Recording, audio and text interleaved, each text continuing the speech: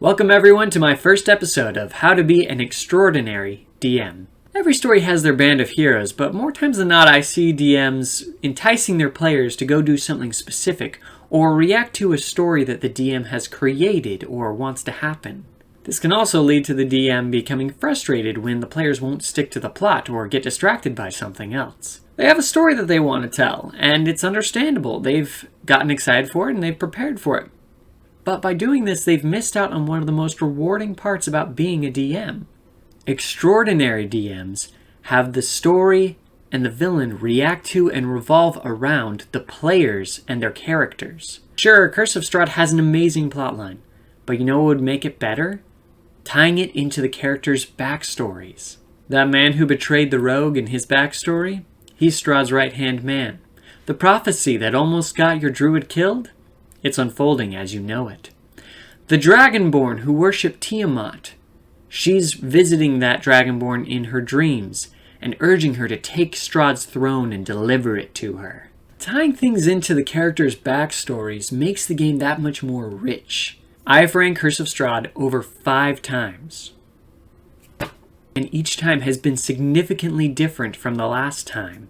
I let the encounters in the book assist the story rather than having the story revolve around them and adhere to them strictly in a linear path. I ask the players regularly what did they want to do and allow them to make choices that will move the story forward. If it doesn't move the story forward and they're distracted by something else, that's okay. It gives you time to prepare for something and you can have the story react to those decisions that they're making. Always move the story forward. It doesn't have to be perfect, but it will always progress as long as it's reacting to the players. Player choice is the variable that makes preparation hard for a DM, but extraordinary DMs let it be a tool and weapon for the story. How does an extraordinary DM allow for the ultimate freedom of player choice without having to prepare for every single possible decision they could make? There are a couple good ways to handle this. The first is giving the illusion of choice. Take, for instance, a fork in the road. One way goes left and one way goes right.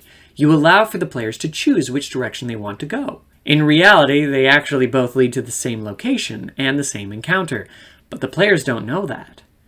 They believe that they made a choice that impacted the game, and to them it feels rewarding. This can be a little deceptive, but at the same time, as long as your players are having fun, it doesn't matter that much. And honestly, do you always want to be honest with your players as a DM? The second and better way, in my opinion, is to allow for the players to make a choice right before the end of a session. Let's say, for example, that the players either have a choice of going and saving the townsfolk of Vallaki, or seeking a powerful vampire-destroying relic in Kresk. Both of these have major impact on the story, but to prepare for both encounters would be a major waste of energy and time. Instead, it's better to end the session there after the choice is made. Let them know that that's where you'll pick up at next session, and you have the time you need to prepare for it. This enables their choices to really matter and move the story forward, rather than forcing them into a linear path.